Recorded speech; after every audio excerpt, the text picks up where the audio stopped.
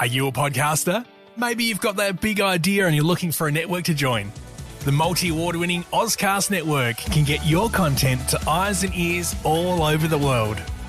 Join now for the first month free, and you could be featuring this sound at the beginning of your podcast. Ozcast. Simply head to ozcastnetwork.com for details. Ozcast. Welcome to Encore Entrepreneurs. Is it time for your second act? And part 2 of our exclusive interview with promoter and creator of the Little River Band, and for 50 years John Farnham's right-hand man, Glenn Wheatley. Glenn, welcome back. Thank you. It's lovely to talk to you, and we really appreciate this. My very first question to you is, how do you keep going? How do you keep going at your age? Well, I am 70, and I've never been fitter in my life.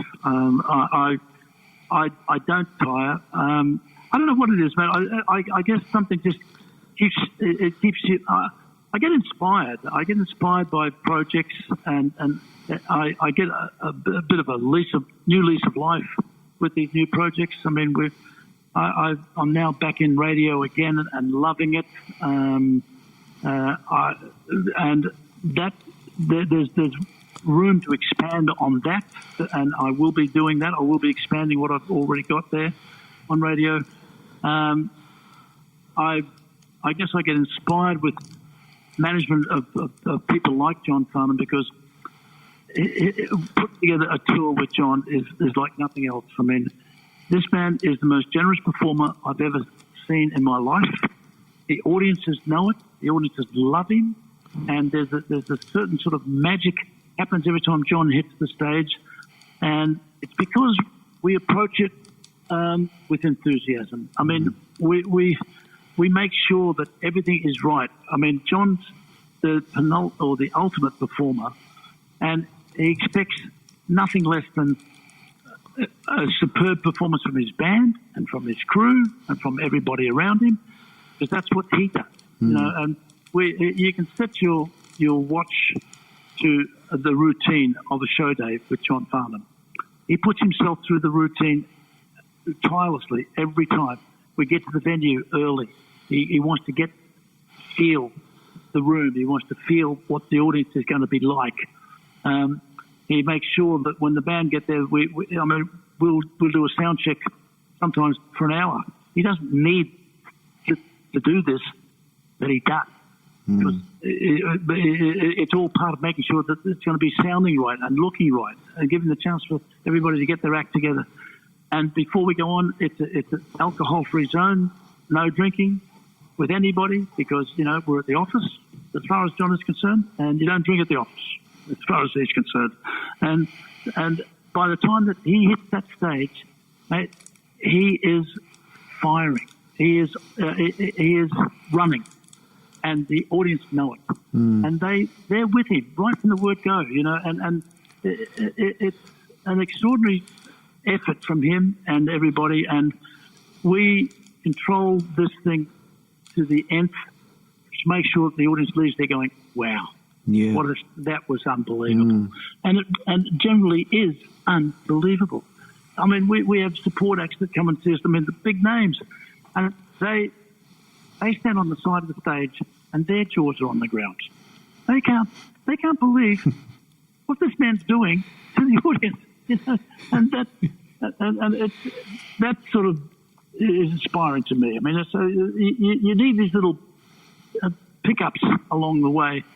You know, if you start to get into a routine, sometimes you will lose the enthusiasm or the mood, the will to keep going or keep getting better.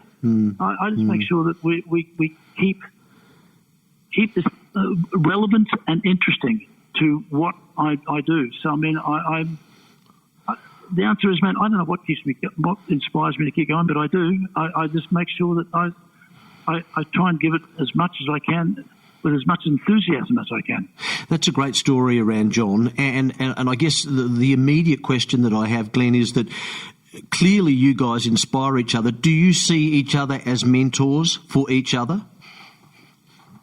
Look, there's no doubt that we've endured an extraordinary long relationship, mate. We've been together 50 years now, believe it or not. And sometimes I'll have an opinion about what we should be doing. John will have a different opinion. We've never had an argument, but sometimes I've gone his way, and I have to say sometimes he was bloody right. Here I am trying to sell him on a project or a date or a show or another TV thing or something, and if he's got a bad feeling about it, he'll tell me, no, this doesn't feel right. Then I don't feel right, mate, about this. I don't want to do it. And I go, oh, so disappointing. And then, as it turns out, in the long run, he was invariably right. Yeah, we do have a good relationship. I've managed him now for 40 years without a contract. We don't have an agreement between us. I mean, I think if we had an agreement between us, it would probably spoil everything. I mean, he's got his job, I've got my job. We have the utmost respect for each other as to what we do, and it is an extraordinary relationship to be the best of mates and still have one of the most extraordinary, successful careers in this country. I mean, and Glenn, I think it would be fair to say that a relationship like that is unusual these days. If there was one thing, if there was one trait that comes to mind that's kept that relationship going, what would it be? What would the one thing be? Loyalty. I mean, John is extremely loyal to me, and I'm extremely loyal to him. I mean, it is an extraordinary relationship. There is no doubt about it, but it works, and we work together. And I'm just putting together our next run of dates. We've got a problem, of course. We don't know when we're going to be allowed out to do these dates at the moment in this kind of, environment that we've got at the moment. With the virus out there and everything, so we've been devastated, our entertainment industry at the moment, because we can't go out and perform to big crowds. But I've given him the concept of what I want to try and do. He doesn't want me to move too fast because he said, I don't want to be the first to go out there. I don't think anyone should be going out there at the moment. He's got a real negative view about the current state of the industry because of the virus out there, and he's right. I mean, we can't just put together a show and put 10,000 people under a roof or in an outdoor situation at this point, and we don't know when we're going to do it. So we have to work with each other and just say, well, this is what I want to do, mate, but only when we're allowed to get out there and we know it's safe to do so. So when the don't worry, when the timing is right. Yeah, when the timing's right. Yeah, exactly right. And it may not be until the middle of next year. I don't know. We I've got 3 possible start dates for the next tour, and I'll just keep pushing it back.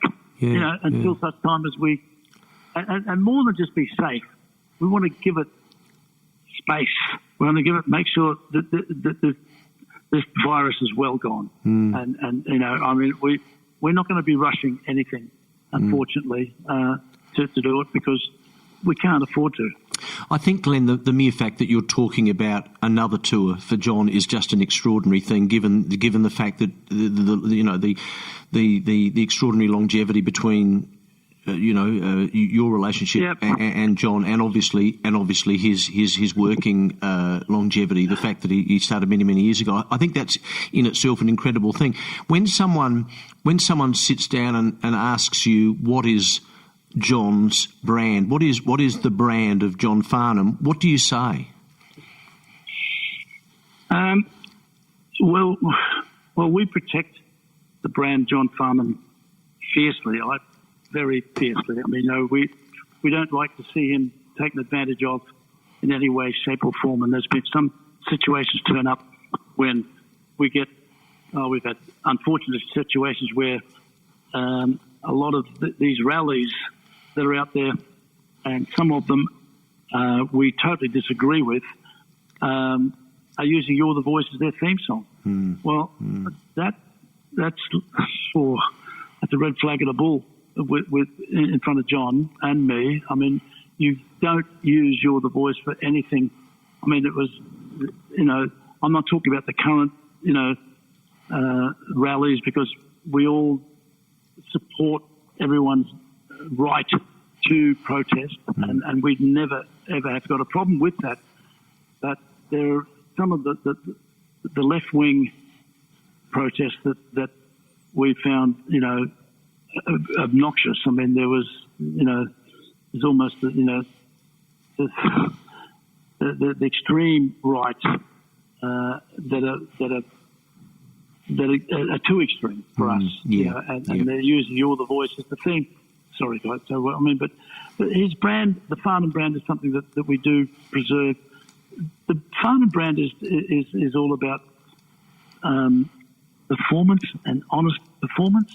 I mean, John doesn't know how to sing out of tune because he concentrates on it every night. He makes sure that he is on, and his brand is the fact that he'll never lip sync anything. He'll never. He's real. John Farnham is a real, honest, hard-working performer. Which is a little unusual these days too, Glenn, isn't it, with performers?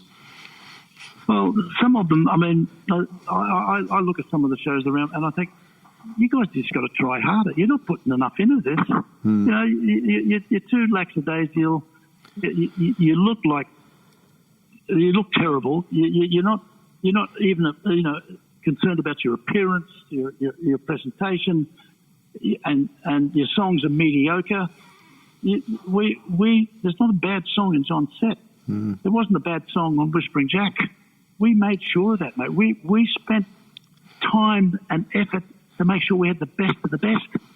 And the number of songs that we rejected, there had to be 1,000 songs we rejected. You can't afford to have a soft spot anywhere. That's attention to detail, isn't it?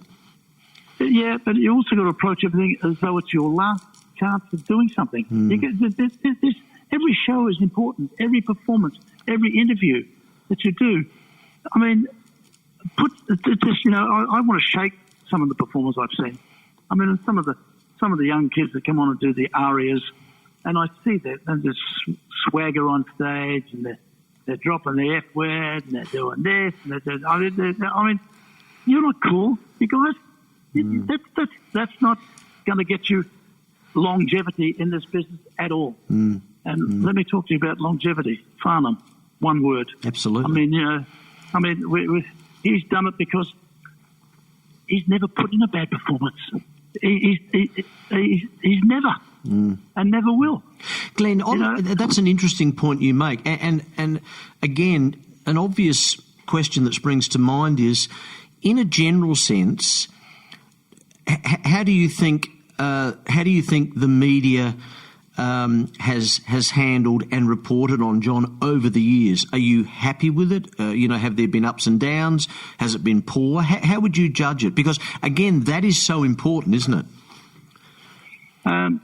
Look, it is. I mean, it's hard to have any of the hard-turn line critics turn up to a Farnham show and have them leave with too much bad things to say about it. But there's not a lot of bad things about a Farnham performance. I mean, it's energy plus. It's dedication to every detail of the performance. This may not be everyone's cup of tea. I mean, John had to live down the Sadie the Cleaning Lady days ever. I mean, but he makes fun of that song. Yeah. He still comes out and does it. Well, he had to start somewhere, Glenn, too, didn't he?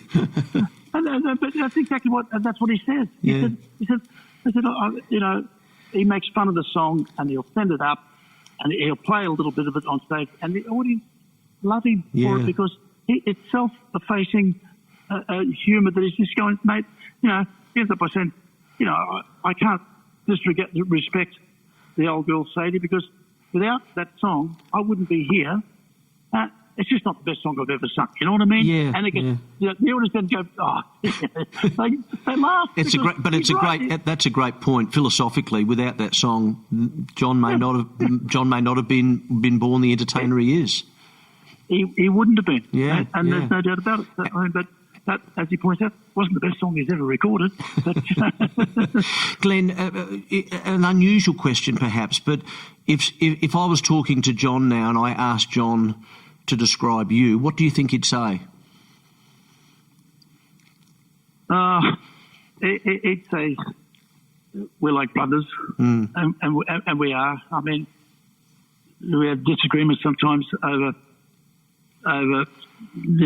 technical things, but at the end of the day, we are like brothers. I mean, we've done this together through thick and thin. I mean, he's had his rough times. He's been down on and out. I've been down and out, and he was there to help me, and I was there to help him. And we've both had pretty bad times in our lives, but we're both still here to show that we've got a lot of life left in us yet. At your I say even at your age, I guess these days 70's not that old. Talking and look, it's a good segue, and I've got 2 or 3 quick questions for you to wrap up. And I think, and I feel these are important questions for those listening. You mentioned the bad times. I said to you prior to the interview, I had the pleasure of interviewing you in Adelaide about 3 or 4 years ago, and you were unbelievably open about the good times and about the bad times. And I think that's that's an enormous tick when it comes to character, because so many of us walk on this planet talking ourselves up and talking about the things that we've done that are great, but we don't want to talk about the mistakes we've made. And I think, to your credit, that's not you. My question is simply this. After spending time in jail, how long did it take you to get yourself back on your feet, not financially, but mentally and spiritually and from a confidence point of view? I suffered when I say suffered, I struggled for at least 6 months after I was released. I had difficulty going into crowds, into people. Wow. I had anxiety attacks. I never had anxiety attacks, but I was now. I couldn't. I'd be hanging on to my wife, Gaynor's hand, and going, I don't know if I can do this. I don't know if I can walk into this room right now with all those people. They're all going to be looking at me, and they're all going to be knowing where I've been, and I'm having trouble. I'm having trouble, and I was real, truly anxiety. It was post, stress order of the first degree. It did take me a lot of deep breaths. And you're going to have to do this. You're going to have to front up. You're going to have to do this thing. I mean, I did. It was just a matter of doing it. It was sort of helped because I put together a major tour of John as one of the first things I did, and John made it even easier for me because he used to get up on stage and he'd make jokes about where I'd been, and the audience would be going, oh, Johnny, you can't say that. Yes, you can. He's sending me up. He's sending me, how I, made, fishing knives out of toothbrushes. I mean, and the audience are going, oh, Johnny. But you know what? I loved it because he just made something different out of it. He made light of it, and that in turn, I'm presuming that relaxed the audience, but it relaxed you by the sound of it. And I can walk out into the audience and feel relaxed because they're all going. They all knew he's just been sending me up like gutless on this thing, but it's a bizarre thing to say, but it made it easy for me. Yeah, I mean, it made it easier for me to do it and face it again, man, I really did have a battle. There's no doubt, and I had to fight very hard to get myself back on top. I'm 100% okay now, and have been for years. I mean, it's been over 10 years now. It was difficult. But I did get a lot of support from people as well, because most people would say I didn't deserve to go. I mean, I took the rap for a lot of people. It was a personal thing with the tax department, I have to say.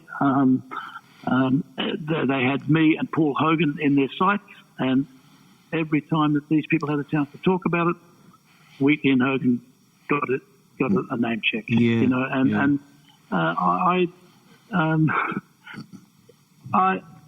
had a lot of support from the industry, from everybody. A lot of the most successful businessmen in this country said, "Man, you hold your head up. Yeah, You know, you're never going to have a problem with us or with anyone else." Because I'm just guessing. I'm just guessing, Glenn, but because obviously I don't know you, but I'm guessing that a lot of that happened because you are genuinely a good person. You are well liked. I mean, of course, I'm sure you've over the years had some people that you haven't got on well with. Whatever, that's just being part of being a human being. But by the sounds of it, you got that support because people liked you and they respected you and they, you know, they felt obliged to support you. I mean, am I fair in saying that? I don't mean to embarrass you, but am I fair in saying that? No, look, I think so. I mean, I took bad advice. I took bad advice, and I was an idiot to do that.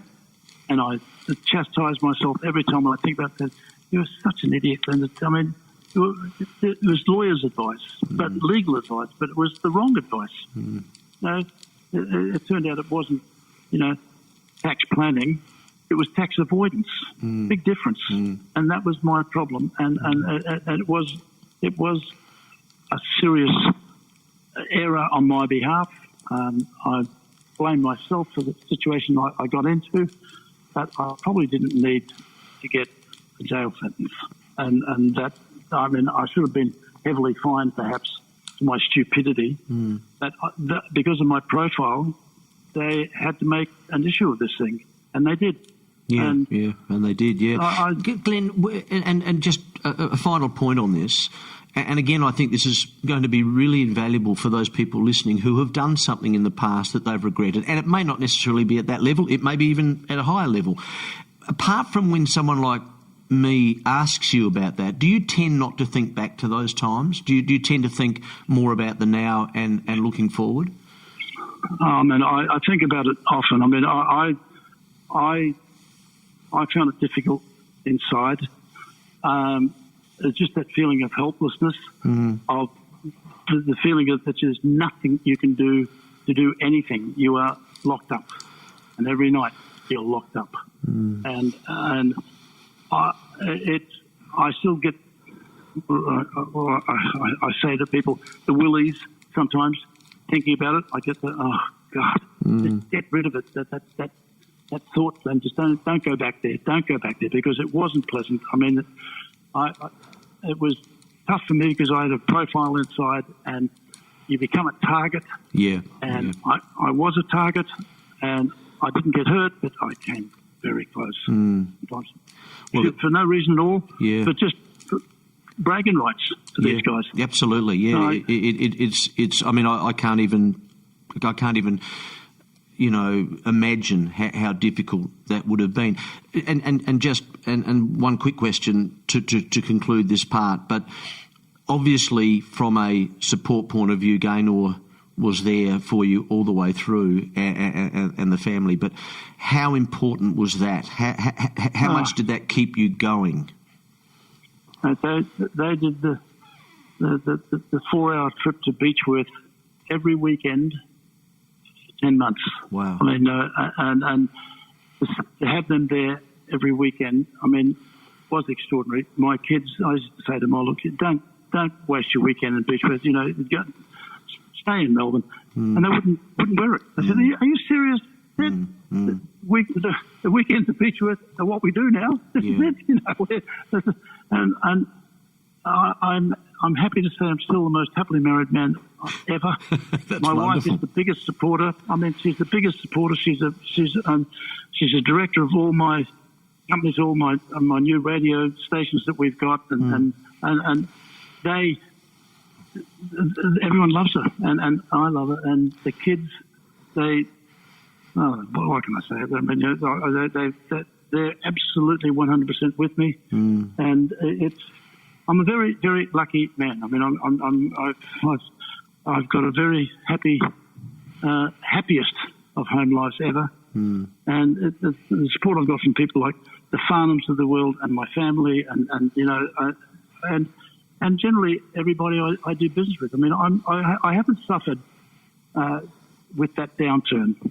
In the long run, it affected me in the short term, but I'm well and truly on top of it now, and absolutely enjoying what I'm doing even more so. You bounced back magnificently, and that was one of the reasons that we wanted to speak to you. I have one final question for you, and I think it's important that we cover this because, you know, I mean, with my research that I did on you, it became evident that you are not a taker, you are a giver. And I relate that question to the fact that, you know, you made an enormous difference around the bushfires and the drought. Can you just explain to people what you did there and why you did that? It really affected me hearing the problems that these farmers were going through, and I saw it firsthand. I actually saw this firsthand, and I just had to do something. And I said to John, I mean, we got to something. John put his hand up and said, "Mate, I'm there." And every act that I put together 2 major shows called Hay Mate, and it was about getting hay and water, supplies, a little bit of cash to the farmers that were doing it so tough during the drought, and they were doing it so tough.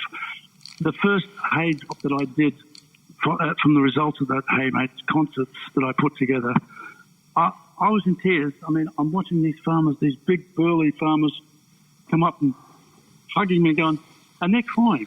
They say, "Mate, I can't believe I'm looking at this hay." He said, "Last week I couldn't afford any of this, and you're telling me now that I can take as much as I can on my truck for free?"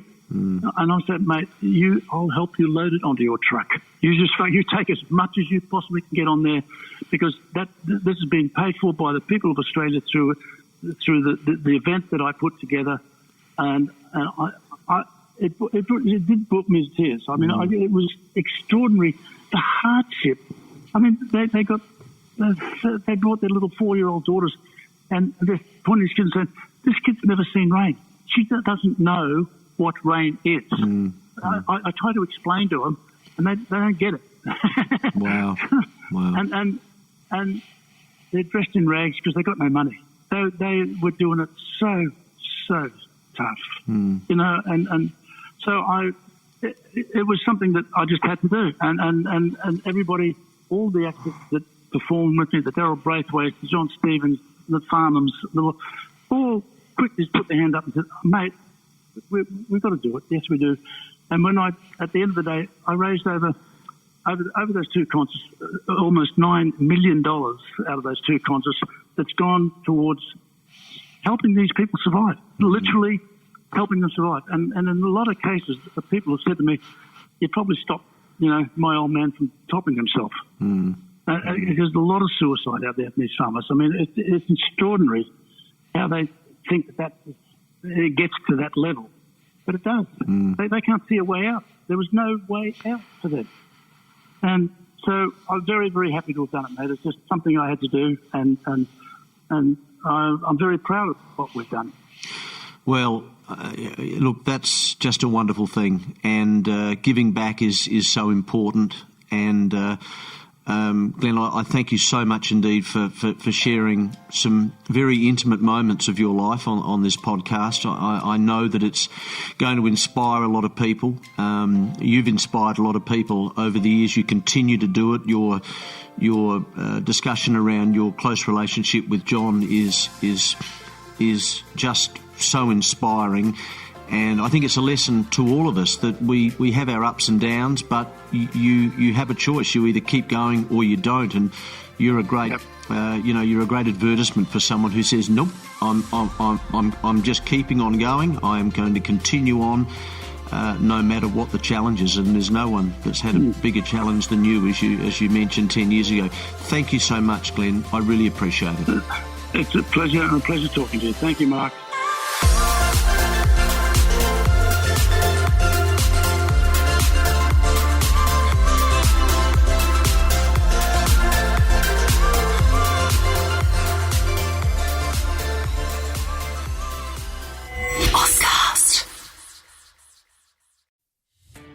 Are you a podcaster? Maybe you've got that big idea and you're looking for a network to join.